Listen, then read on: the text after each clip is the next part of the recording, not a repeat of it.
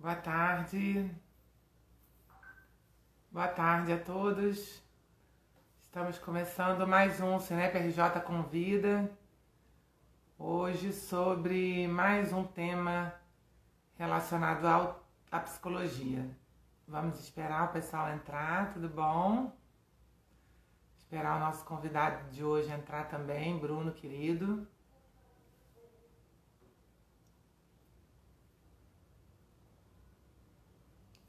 Olá, boa tarde a todo mundo que está entrando, como vão?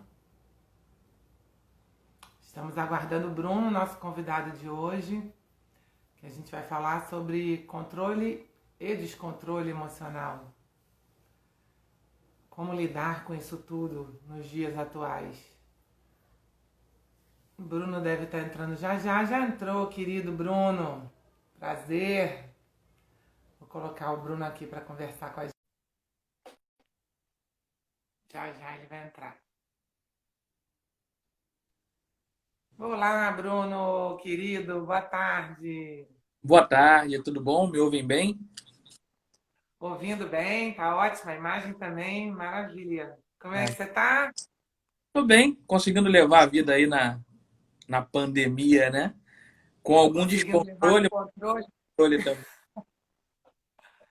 Então, falando no nosso tema de hoje, é a primeira live sem roteiro, não deu tempo da gente fazer roteiro, e é tão interessante porque tudo a ver com o tema, né? Enfim, vamos aqui bater um grande papo sobre isso e com você é um prazer, te agradeço por estar presente mais uma vez.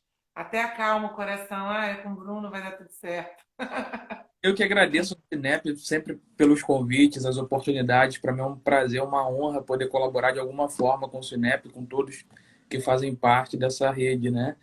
E eu acho muito interessante a gente estar fazendo uma live sem roteiro, em especial pelo tema que é, porque eu acho que isso dá margem para o que há em nós, sem muitas amarras, né? Sem muitos temores ali aparecer. Claro que tem chance de erro, de falar bobagem, de coisas que a gente não pensou saírem, mas essa é a graça também. Eu acho que isso também é importante, até para a gente não ficar tão censurado, né? Maravilha, e tem a ver mesmo com o que a gente tem vivido nesses tempos, né, Bruno? Às vezes a gente tem, hoje em dia, sempre tivemos, né, depois que as redes sociais entraram aí na vida de todo mundo, a emissão de qualquer opinião pode causar, às vezes, coisas que você nem imagina. Às vezes você fala algumas coisas apenas por falar, e quando você vê que às vezes você toca o outro de uma determinada maneira, e aí se você tem um pouquinho de empatia, você começa a ter um pouquinho mais de cuidado, né? Com o que E, você diz, principalmente com a forma como você expressa as situações, né? e isso é muito importante para esse tema, né? Porque eu posso até não controlar tudo o que eu digo, ou tudo o que eu penso, ou tudo o que eu sinto. Mas eu certamente consigo ter um cuidado, um zelo com meu interlocutor, com aquele que me escuta, né? Eu não vou ter domínio de como ele vai escutar tudo aquilo que eu digo, mas eu posso me esforçar, eu posso me empenhar para fazer da melhor forma possível para que esse encontro seja produtivo, para que a minha mensagem chegue. E claro, se de repente não foi tão claro, que eu tente remodular, reformular, até que fique mais claro que eu consiga também, né? Porque tudo isso passa também pelos limites, né? E tudo a ver com empatia, né? Não consigo pensar em outro sentimento. E como trabalhar isso, Bruno, assim, no âmbito da psicologia mesmo? Como trabalhar as duas vertentes. Uma é da gente ser o autor da fala, da opinião, e uma também da nossa própria sensibilidade. Porque o bom é quando a gente consegue não ligar, né? Não se importar, mas às vezes a sensibilidade acaba fazendo você ficar muito triste, porque, puxa, o outro não teve esse cuidado comigo, né? E a gente não tem que se portar com isso, na verdade. É. Eu costumo brincar que a gente está evoluindo na empatia com o outro e isso é bom, excelente. Mas às vezes algumas pessoas não estão tendo empatia com elas mesmas. A gente consegue tolerar o erro do outro ou ter um tipo de. E se esforçar para entender o que o outro quis dizer, mesmo não sendo tão claro. Mas muitas vezes, em especial nessa pandemia, eu noto as pessoas muito exigentes, muito críticas, né? querendo um tipo de ideal que nem sempre é possível, né? E geralmente o ideal não é possível, por isso que é ideal, né? Até porque a gente é único, né? Então o meu ideal é um e o seu é outro, né? E as emoções, elas ainda são vistas muito como algo mais para o campo do que atrapalha do que para o que ajuda. E isso é um pré-conceito que a gente ainda traz e que a gente pode reformular, né? Eu até me preparando para conversar aqui com vocês, eu encontrei o Guilherme Brockington, que é ele é físico de formação, graduado em física, mas ele é doutor em neurociência e educação. E ele fala muito dessa articulação da razão com a emoção, né? Que a gente vinha de uma ideia de que quanto mais frio, mais racional, mais lógico, mais assertivo eu seria. Ou seja, quanto mais eu afasto as minhas emoções, melhor eu me comunico, melhor eu me relaciono, reajo melhor. E com as pesquisas da neurociência, ele vem percebendo que isso não é bem assim, que na verdade a gente precisa dessas duas forças para desenvolver uma relação, para aprender. Ele até diz que aprender é se emocionar. E eu particularmente concordo, né?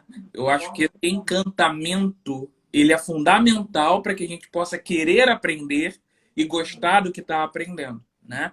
Então, seja na relação familiar, na relação com os outros, a gente não vai conseguir, como humanos, se desfazer das emoções. E se a gente conseguisse, eu não sei se seria tão bom. Pois é. Então, a emoção precisa fazer parte. A gente só precisa também aprender a se relacionar com as nossas emoções, que nem sempre a gente sabe, né? No campo da pedagogia social, eu não estou me lembrando aqui o nome do autor, mas tem exatamente o início das pesquisas sobre não só a neurociência, mas o prazer do aprendizado relacionado com as emoções dos alunos, como é que isso favorece a retenção e a apreensão de conteúdos, de vivências, de experiências várias, né? Mas a gente tem, infelizmente, na nossa sociedade, a tendência de quanto mais postura e mais frieza, mais profissional, né? Mais eficiente você é. Isso é um ledo engano, né? É porque Uma hora implode, né? É o que a gente vê por aí. E a pandemia está mostrando muito isso, né? A gente está descobrindo pessoas que você falava, nossa, não acredito que é isso aí que tem dentro dessa criatura, né? e eu acho que isso é um processo que está todo mundo vivendo em um grau maior ou menor, de descobrir esses monstrinhos que habitam em nós, né? Porque na vida social a gente tem muita distração e muita obrigação. Você sai correndo para deixar um filho na escola, vai para o trabalho, e chega em casa e tem coisas para fazer. Enfim, você tem sempre algo te esperando, né? Uhum. Se você parar, vai ter sempre alguma coisa na fila. Nunca está livre, geralmente. E a pandemia trouxe uma reformulação dessa dinâmica. Por mais que nós continuemos tendo nossas atividades, há brechas, há intervalos, há outras coisas que surgiram, outras que saíram. E a gente ficou ali tateando, ainda tá. Quem já está voltando também está tateando. Mas a gente ficou sem um controle que a rotina nos dava. Uhum. Aquela rotina da qual a gente estava habituado, né? E aí a grande ironia é que muitas pessoas estão se angustiando pela liberdade que estão tendo, Olha isso. né? Porque a E aí, liberdade é exatamente da perda desse controle, dessa vida hermética ali circular, entende? E essa é a grande questão, né? O que fazer com essa tal liberdade que em algum nível se apresenta? engraçado falar em liberdade estando preso, né? Vamos dizer assim, porque o melhor hoje ainda não é estar tão livre assim. Pois e aí, é claro, daria uma ótima discussão filosófica, o que é ser livre, o que não é. Não sei se a gente Exatamente o que eu estou teria pensando aqui. tempo para isso, mas sem dúvida nenhuma a liberdade é sempre parcial, né? Ninguém é 100% livre, seja pela lei, lei é no sentido jurídico, seja pela moralidade, pelos valores internos, seja pela própria pele que não nos permite sair voando por aí, né? Então a gente tem limitações, desde a da ordem física à ordem psicológica, né, e social. Mas há paradigmas que são rompidos, há fórmulas que são revistas, né? E o que a gente está vivendo hoje, em termos mais psicológicos, sociológicos, é exatamente uma maior flexibilização das nossas possibilidades. Muito no sentido macro, porque no sentido micro ali da vida de cada um, a gente continua tendo aquela fila de tarefas, né? Mas no sentido macro, a gente tem uma ruptura com aqueles padrões que vinham lá dos nossos avós, o que é papel do homem, o que é papel da mulher. A vida estava muito predestinada, né? As pessoas não tinham muita margem de manobra porque já se esperava algo delas desde que elas nascessem. Hoje a E gente até tem flexibilidade. mesmo, né? Desculpa, eu não entendi. Até a gente da gente mesma, a gente sempre esperava uma atitude nossa e de repente a gente teve que se olhar, né?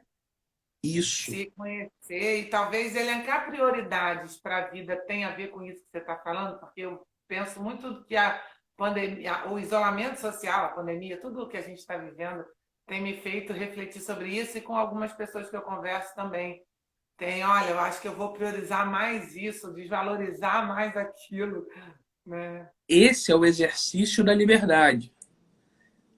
É escolher, É. Uhum. né? O que nos faz livre é exatamente ter que escolher. E isso é um fardo, né? São as ironias. Ser livre é pesado, né? Porque você passa a ser responsável até por aquilo que você diz que não quer. Até na religião, a discussão do livre-arbítrio passa por essa ideia que você está falando. É muito mais fácil eu seguir um dogma do que eu aceitar que eu também tenho, não, que eu tenho responsabilidade sobre atos e atitudes. E por isso, a busca por um controle, seja no planejamento, seja na previsibilidade do tempo, do trânsito, traz uma segurança emocional. Eu consigo saber ou achar que sei, acreditar que sei o que vai acontecer. E quando vem uma pandemia como essa, fica explícito que não é bem assim, né? Que tudo é relativo, que eu sei o que vai acontecer dentro de determinadas circunstâncias. Se essas circunstâncias mudam, eu não sei nada. E isso fere o nosso ego, isso traz um susto, né? Que é se deparar com essa impotência, que eu não sou tão poderoso assim, que eu não consigo ter tudo na minha mão, não tem essa rédea toda, né? Isso assusta, isso muita gente acaba desenvolvendo até sintomas mais graves. E a gente precisa acolher essas pessoas. Dessa, né? A questão dos transtornos de ansiedade.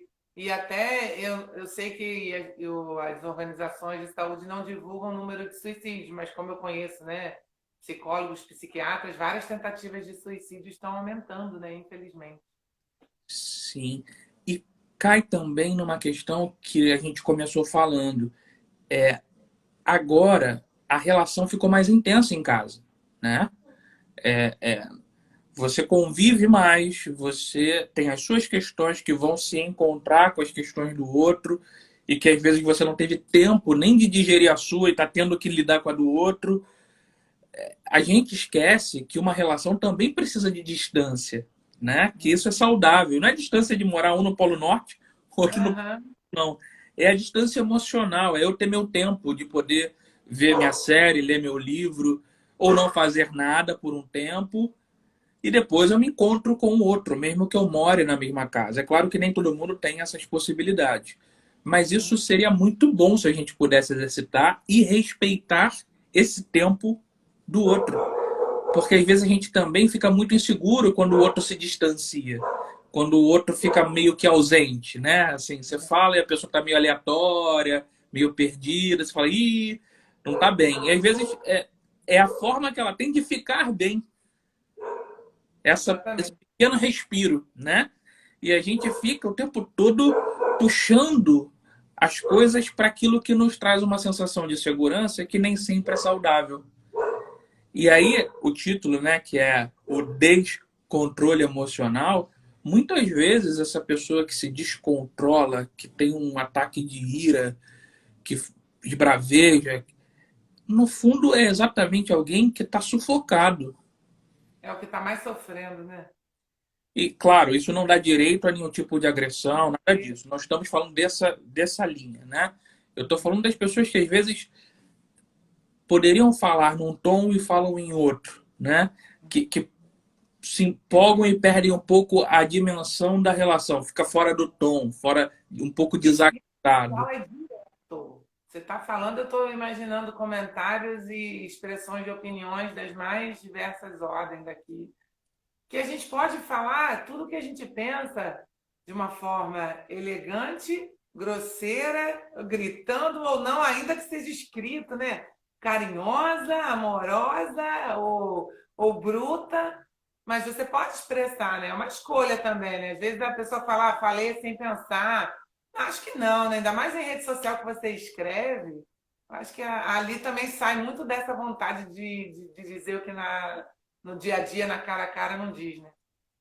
E há uma perda do tempo de digerir a informação que você recebeu. As pessoas estão muito intensas. Tudo Então, muito rápido, né? Clicou, clicou, entrou, clicou, entrou. e aí você Entendi. lê algo, ouve algo e você responde de imediato. Você não se dá tempo de processar aquilo que você ouviu, de avaliar, de entender, né? Muitas pessoas não escutam o que o outro diz, elas só rebatem, né? Isso Elas aí. não escutam o ponto de vista, qual é o ângulo que aquela pessoa está olhando para aquilo, né? Elas simplesmente querem se defender, porque vivem num estado de defesa muito elevado. Isso geralmente não é funcional, isso geralmente traz mais atrito. E acaba tendo essas reações em cadeia, porque aí um reage mal, o outro, se não segurar a onda, vai rebater e aí acabou a conversa. Já era, não é mais uma conversa, é outra coisa, né? Então a gente precisa ganhar tempo até para escutar. Peraí, eu não gostei disso que eu ouvi. Então eu vou tentar beber um copo d'água, respirar, contar até 10, até 1000, sair de perto, né? Isso também é uma estratégia, volta para ganhar a distância, né? Falar, olha, eu não estou em condições de conversar agora, me dá um tempo, depois a gente volta para a conversa. Agora, é claro, nem sempre a gente consegue ter esse tipo de conduta, dependendo do assunto, do momento, da gravidade, às vezes, quando vê, já foi. Descontrole. E a gente É. também precisa se perdoar um pouco por isso. Eu, pelo menos, defendo muito que as pessoas elas acabam entrando em um looping de cobrança que só piora. Ou seja, eu me descontrolo, falo num tom que eu não gostaria, acabo ofendendo de repente. Aí eu entro numa cobrança absurda, numa culpa tirânica, e aí eu não consigo sair desse abismo, porque aí eu vou me afundando, entende? Nessa cobrança, nesse mal-estar, me distanciando do outro. E ao invés de eu dizer o que eu quero, eu acabo só me defendendo. E muitas relações de amizade, casamentos, vão se destruindo por isso. Uhum. Então, o ser humano ele não vai ter nunca 100% de controle sobre si mesmo, né?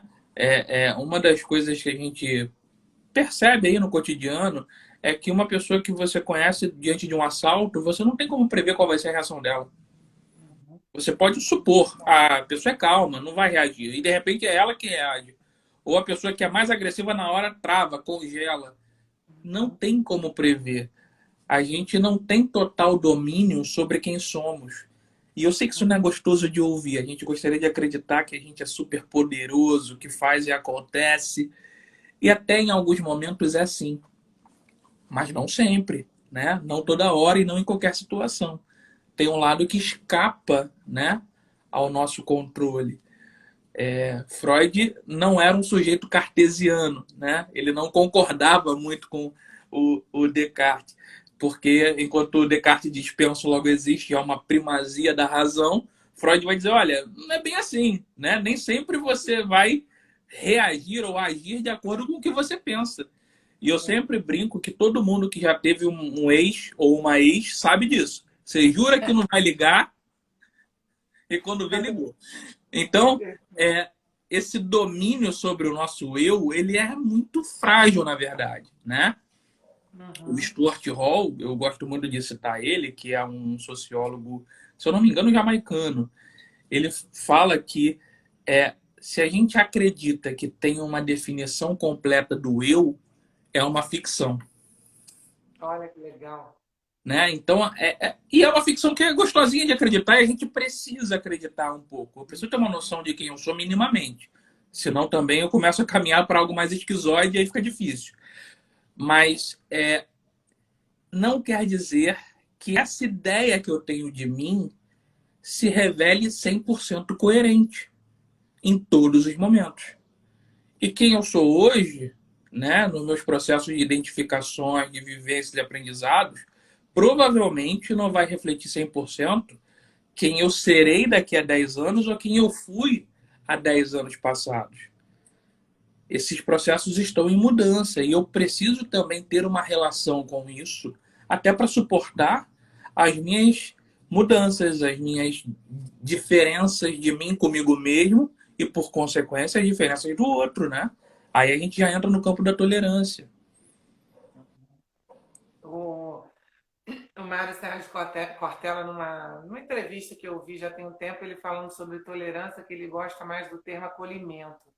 Porque tolerar o outro, querendo ou não, você falou em tolerância, eu lembrei, mas eu acho que juntando os dois, né?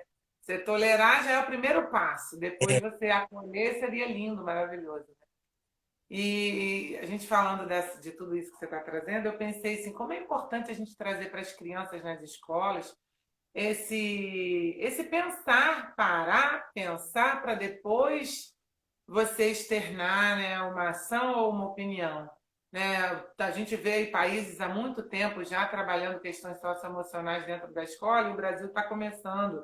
Em algumas iniciativas já tem há um tempinho. Mas é muito importante, né, a gente colocar da voz para esse pessoalzinho, para que eles cresçam um pouco, e ainda mais com essas crianças que são aceleradas, que vivem na geração do cliquei consegui, no cliquei eu tive, e também nas expressões nas redes sociais, né?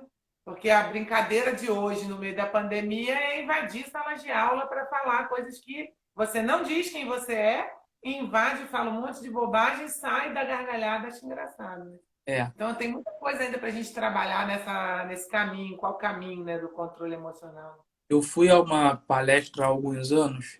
Eu não me lembro o nome da escola, porque ele era um dos diretores da escola. Se eu não me engano, eu posso estar falando o nome errado, mas era a escola AIME ou AINE, que tem no Sul. Não sei se é Rio Grande do Sul mesmo, que é um projeto muito ligado à área ambiental. Ele não é uma escola é, é, com fins lucrativos, na verdade, é mais uma ONG, pelo que eu entendi, que a criança tem a sua escola e nos horários que ela teria livre, ela pode ir para esse outro ambiente, ter outras atividades ali meio que complementares. E uma das coisas que chama a atenção por toda a proposta é que ele decidiu fazer essa escola fazendo uma viagem pessoal em que ele foi do Alasca até, acho que o Ushuaia, assim, até o final da América do Sul, indo em escolas. E numa escola que ele foi no México, se eu não me engano, ou no Peru, não lembro agora, ele se surpreendeu porque tinha como hábito lá as crianças chegarem à escola e aí ter o primeiro momento, a primeira atividade era um relaxamento. Era Uhum. algo, ou uma meditação, mas algo que fizesse se desconectar um pouquinho daquela energia, daquele pensamento, daquele mundo externo ali, do antes da escola, baixar a bola, respirar e aí começar as atividades intraescolares, né? E eu achei super interessante essa proposta, né? Claro que as realidades são diferentes, nem tudo a gente pode copiar e colar, mas eu achei interessante ter esse olhar, né, mais amplo de que às vezes como você vai colocar conhecimento se a pessoa está tão carregada ali de informação e muita informação às vezes que não é aprendizado, né? É ruído, é barulho, né? E aí, se você não ajuda também a fazer esse filtro, como desenvolver aprendizado, né? Então, acho que isso tem a ver com controle, mas eu prefiro muito mais a ideia de relação, sabe? Eu brinco que durante muitos anos as mulheres alisavam seus cabelos, porque era o ideal.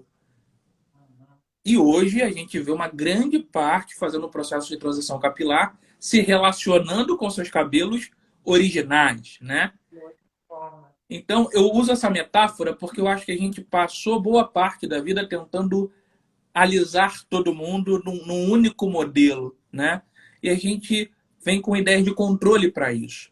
Só que eu acho que a gente precisa aprender a se relacionar com essas singularidades.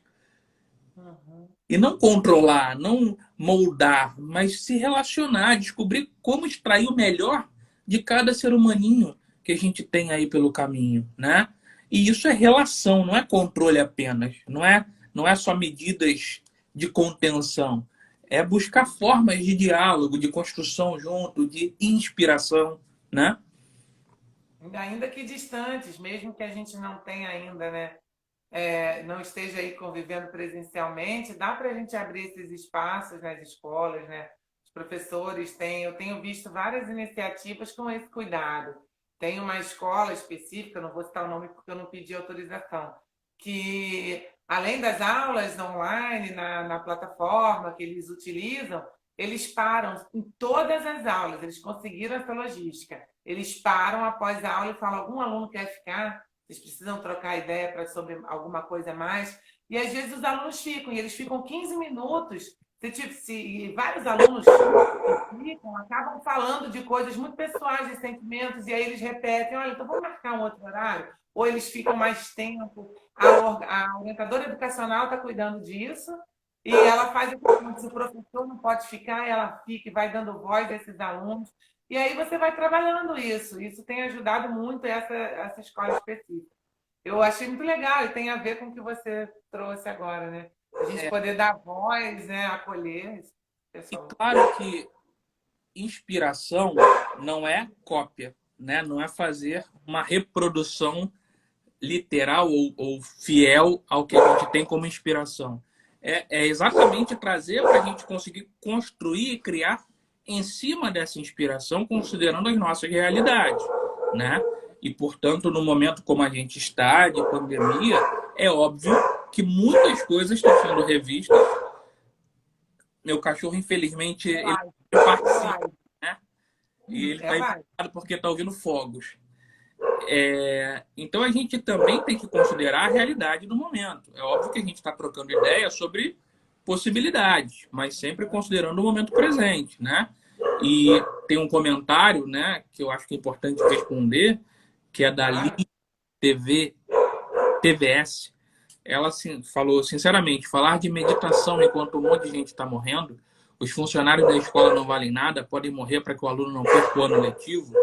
Eu não Ah, ela sei de deve onde ter veio essa entrado. informação, mas nenhum de nós dois estamos defendendo isso de forma alguma, né? Ela deve ter entrado depois, não acompanhou o papo todo, né? Independente da gente estar vivendo o caos que a gente está vivendo, a gente também está ensinando, a gente também está aprendendo, principalmente no contexto educacional, que é o contexto que a gente representa aqui, né? Mas Exatamente. continua com o raciocínio, que foi legal, que independente de tudo que está ruim, a gente precisa abrir esse espaço, né?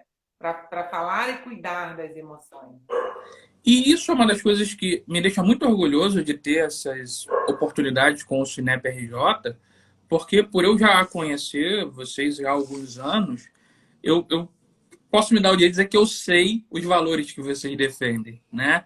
E Bom, eu tenho Bruno, certeza absoluta que o que vocês mais estão defendendo é a vida, né? exatamente. E isso envolve a segurança dos professores, das equipes, dos pais, dos alunos. E por isso a gente está criando meios de estar se comunicando, levando conhecimento online. Senão a gente estaria agora no encontro presencial, né? Presencial, perfeito. Isso aí, muito bom. Obrigada, obrigada pelo apoio. Você conhece nosso trabalho, você conhece, né, todos nós ali dentro. É muito bom ouvir isso de você. Que maravilha. E quais as dicas, se é que tem algumas, que você poderia dar para a gente buscar esse caminho aí para o controle emocional? Eu entendi que não tem dica, porque assim a gente não sabe mesmo quem a gente é. A principal dica é parar para pensar, né?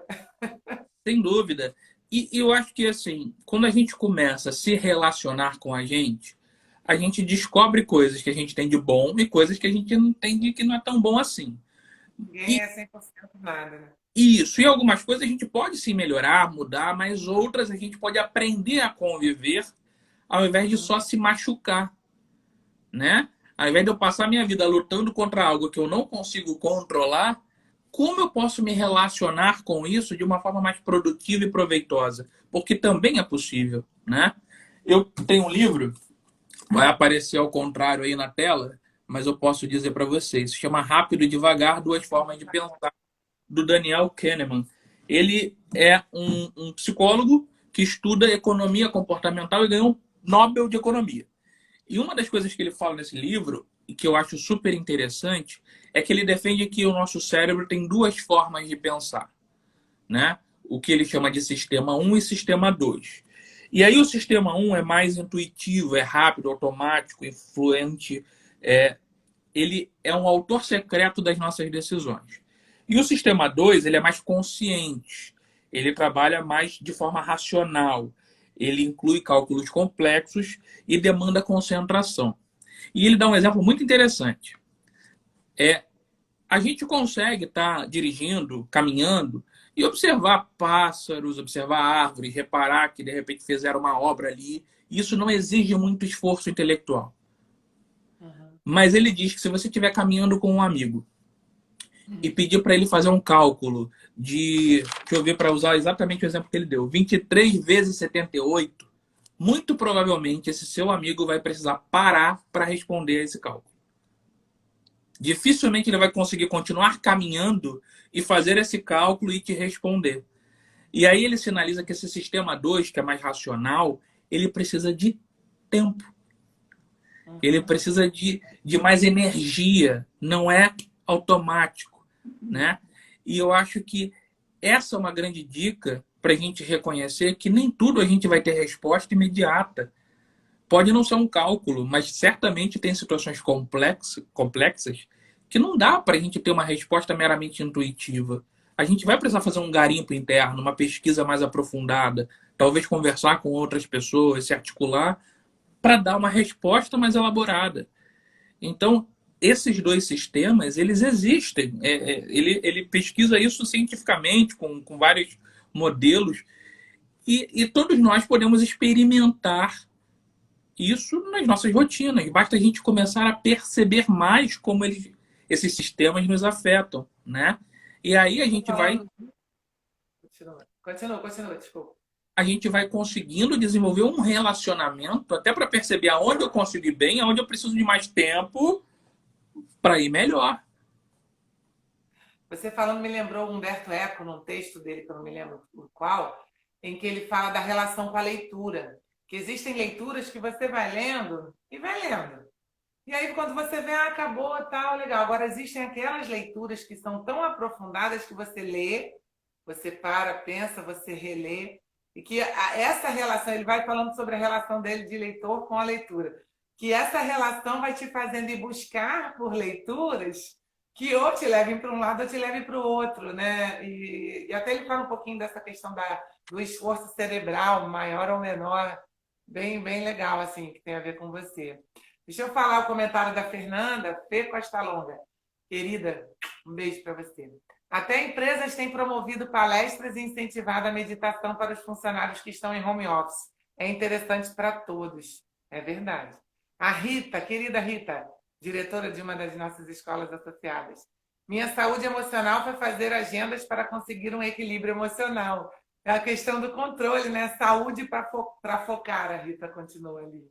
E se ocupar, né, é muito importante. O ser humano ele funciona trabalhando, não só no trabalho formal, mas eu digo fazendo atividade, seja cozinhar, seja fazer agenda, seja fazer uma live, tem um trabalho envolvido, um empenho, né? Um pensar, todo um processamento. E é E a sempre questão de utilidade também, não no sentido objetivo, de objeto, de objetificação, mas de ser útil, de fazer algo e deixar um legado, né? Eu acho que isso, o fazer tem a ver com isso também.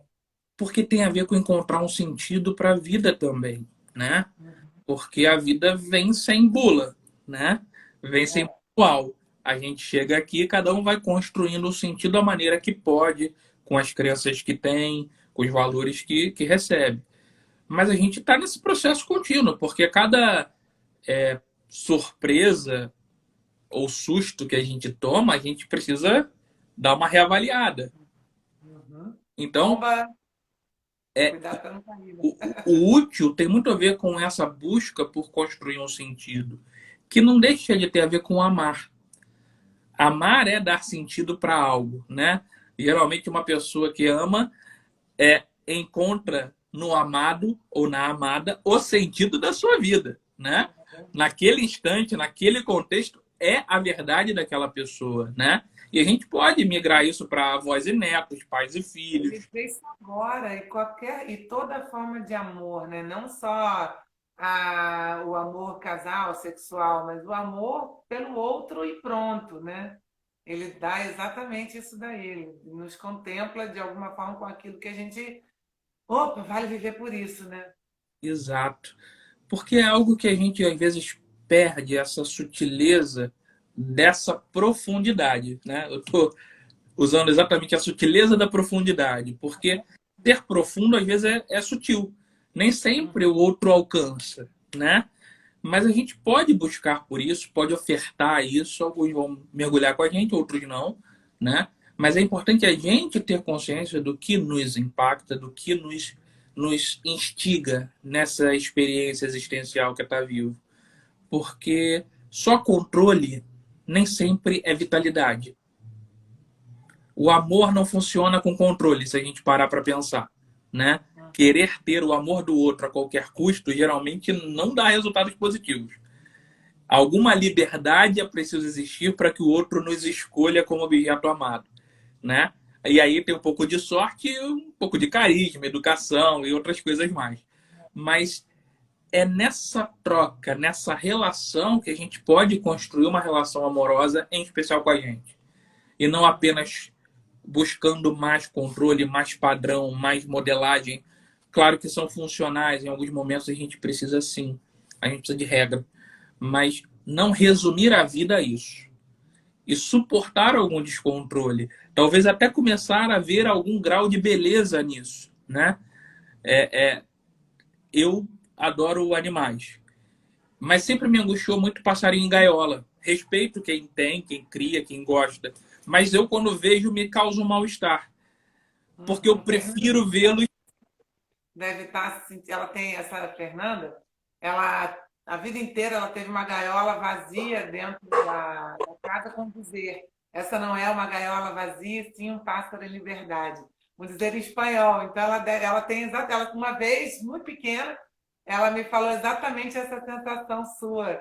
De ai, me incomoda muito, apesar de ser lindo o canto, ser lindo, mas preso não dá.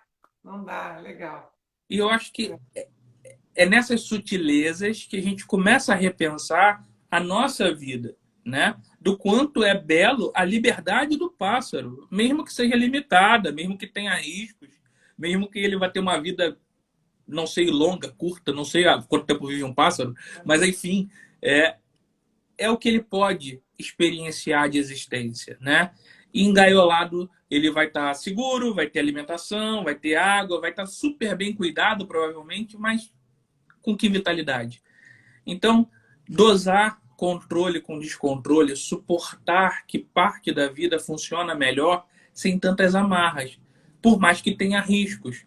E aí o que a gente precisa não é botar coleiras ou algemas, gaiolas, mas é desenvolver relacionamentos, desenvolver projetos, desenvolver uma busca por uma escuta, porque provavelmente esse descontrole é um berro de uma angústia E e que também deve ser respeito, maltratado. né?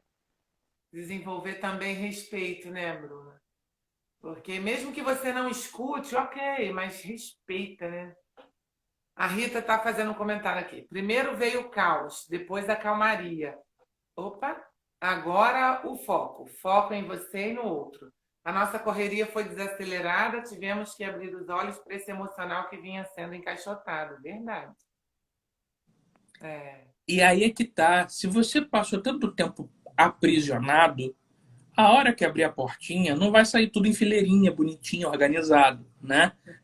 Vai sair uma correria e provavelmente vai dar essa sensação de descontrole, de eu não sei o que está acontecendo comigo. E não sabe mesmo, porque você não criou um relacionamento com o seu emocional. Então não tem como saber, né? exato. Ela está falando ali.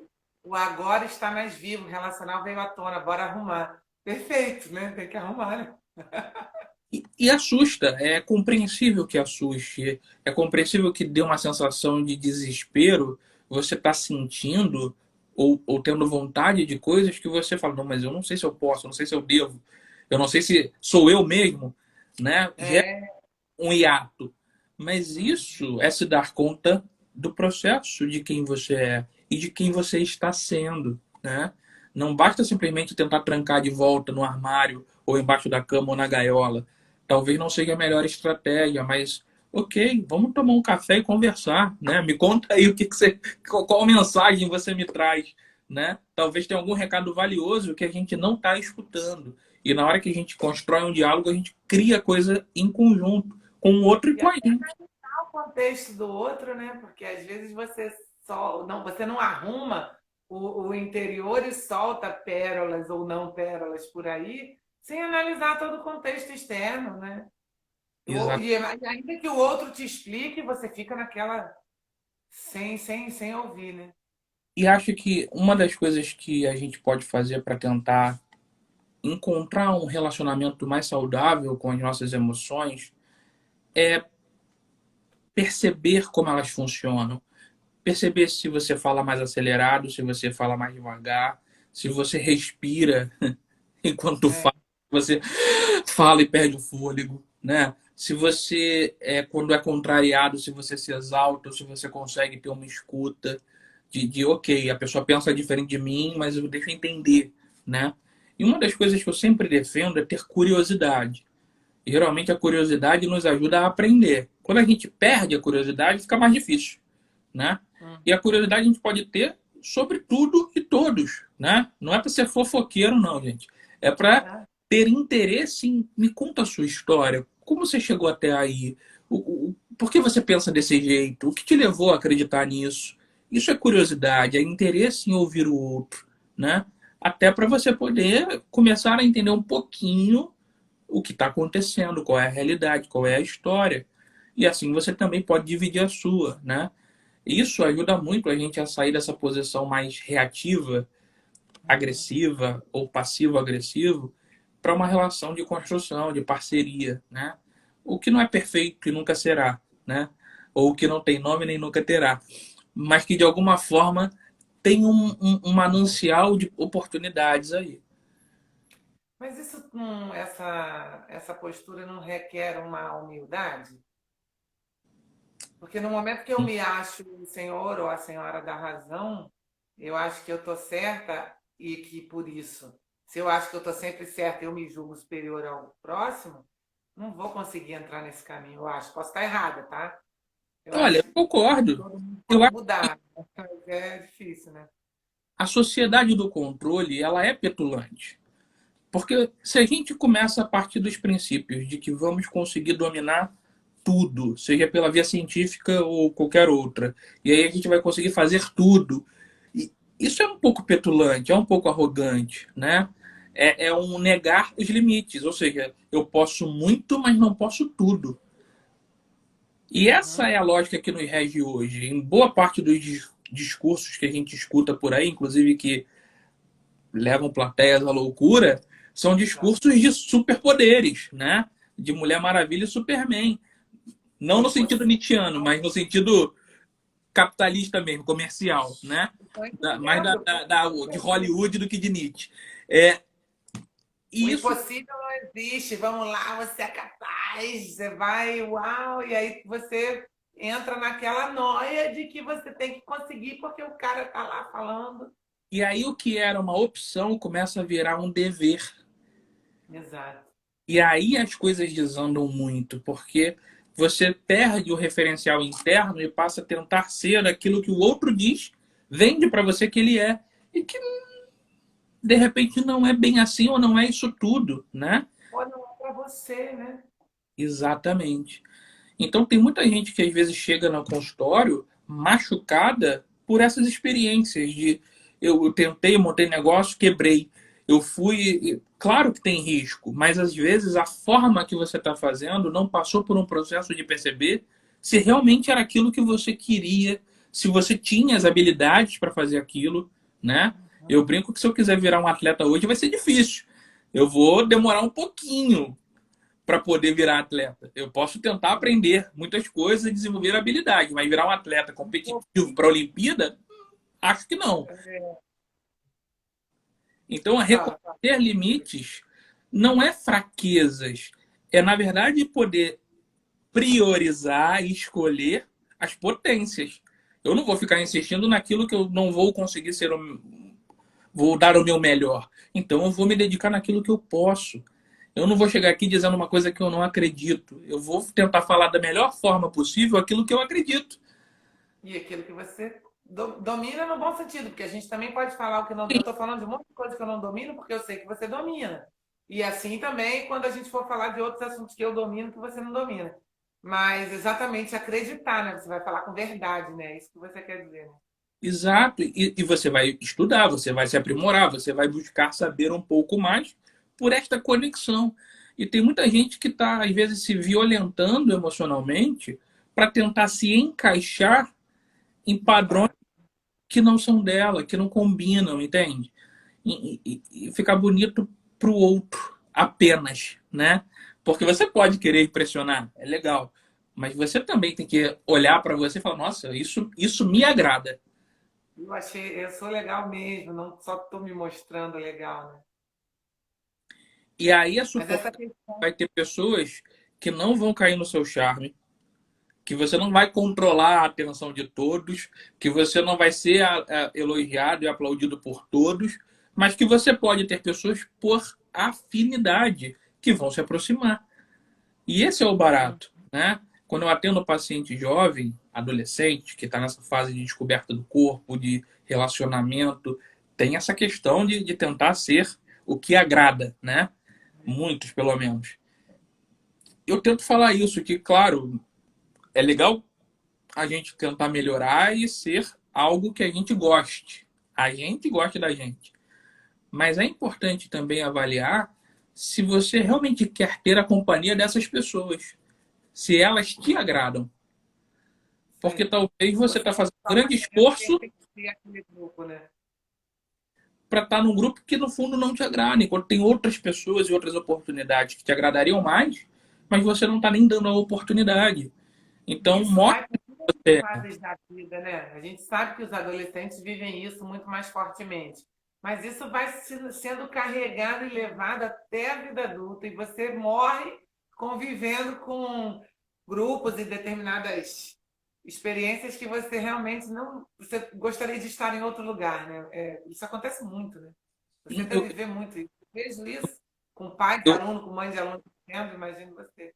eu vejo muitos adultos assim, que às vezes, por uma certa fidelidade aos amigos, vai em ambientes ou frequenta lugares que não queria estar. E aí fica aquela coisa, aquele sorriso amarelo, aquela sensação de eu não estou nem aqui, mas também não deixo de estar. E eu pergunto, para que isso? Que isso. Né? Você acha que vale a pena? Você se sente bem? É recompensador esse caminho? O que você gostaria de estar fazendo? Né? Você já testou, já experimentou fazer diferente? Porque às vezes a gente entra numa rota automática, né, de quase bater meta, ou seja, todo dia tal eu tenho que estar em tal lugar, eu tenho que ver meu amigo tal, eu tenho que almoçar com a família. E não se questiona, você quer isso hoje? Dá para negociar? Vamos marcar semana que vem, hoje você vai fazer outra coisa, né? As pessoas não negociam, muito porque elas estão imersas nesses controles sociais e automáticos desses acordos implícitos, sem que eles sejam revisitados, revistos, atualizados. Tem coisas que a gente combinou e que está obsoleto. Se eu não atualizar, não vai encaixar no mundo de hoje. Ou na minha realidade do presente. Né? Isso serve muito para os casais também. Uma boa ideia aí para esse momento de pandemia a gente elencar isso, né? Sem E dúvida. fazer fazer esse exercício, ou físico ou mental, né? De pensar realmente naquilo que a gente gostaria de aproveitar e transformar a vida tão fugaz hoje, né? Tanta gente perdendo entes queridos, tanta gente, nosso país está batendo aí daqui a pouquinho 100 mil mortes. Então é bom, né, que a gente possa pensar numa vida que seja boa, obviamente, respeitando o nosso próximo, o nosso entorno, mas uma vida que seja boa de ser vivida, uma sacudida e melhorar isso daí, né? Se é que precisa melhorar, lógico. E aí o que a gente precisa é o que você pontuou muito bem, que é definir prioridades e fazer escolhas. E eu digo que escolher é muito mais saber do que você abre mão do que o que você vai ganhar. Porque o ganho é uma expectativa, é uma aposta. A perda já é um pouquinho mais objetiva, né? Você já sabe o que você vai deixar de fazer. Então é preciso Adorei ter dessa. para ganhar.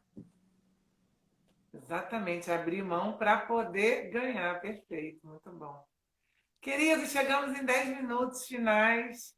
Deixa aí sua mensagem para mim, para a gente, para todo mundo que está te vendo. Essa live fica gravada, então, normalmente, por conta do horário, a gente tem muito mais visualização depois. Então, fala para mim, e aí, o que você gostaria que o pessoal saísse pensando? Primeiro, agradecer novamente, porque para mim é um prazer voltar, estar com você, em especial, Márcia, mas com o Cinep como um todo. Agradecer a atenção de todos aí hoje.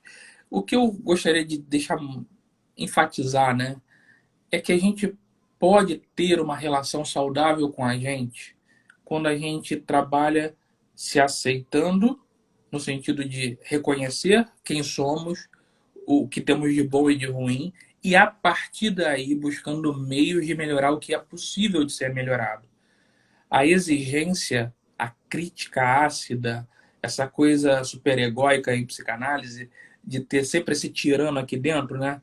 Dizendo tudo que você tem que fazer e apontando tudo que você não fez bem feito, geralmente vira uma tortura. E aí a vida começa a ficar sem sabor, sem tempero, sem graça. Então, vamos tentar reformular isso, vamos negociar com a gente, fale com você mesmo. Por que que você está fazendo isso? Por que que veio esse pensamento? Né? Que crítica tão dura é essa? Até que ponto você realmente deveria estar fazendo isso que acha que deveria estar fazendo? Né? Da onde vem isso? E converse com as pessoas. Fale das suas angústias, divida seus sentimentos. Claro, eu sempre vou puxar sardinha. Se puder fazer terapia, eu acho que ajuda muito. Mas se não é o momento, ou se não quiser, enfim, por algum motivo, pelo menos divida com alguém, né? Com um amigo, com o marido, com a esposa. Mas se exponha um pouquinho, tente vencer esse medo do julgamento e comece a ver o outro mais como um aliado do que como um competidor, né? Porque aí provavelmente as parcerias são mais produtivas e a gente consegue tanto deixar o outro acessar mais quem somos, como também, por afinidade, se aproximar das pessoas que têm mais em comum com a gente, né? E aí, pensando nisso, acho que um bom primeiro passo, vamos ver se você concorda, seria não criticar nem apontar tanto o dedo para o outro, né? Respeitar um pouquinho mais o outro para a gente poder aprender a respeitar a gente mesmo. E aí eu lembro da frase que está no meu perfil do WhatsApp, que é a frase da minha irmã, eu tenho uma irmã psiquiatra, não sei se eu já te falei, Patrícia Schmidt. E ela falou uma frase esses dias numa conversa entre nós. Eu sou filha de três irmãs, nós somos três mulheres, três irmãs.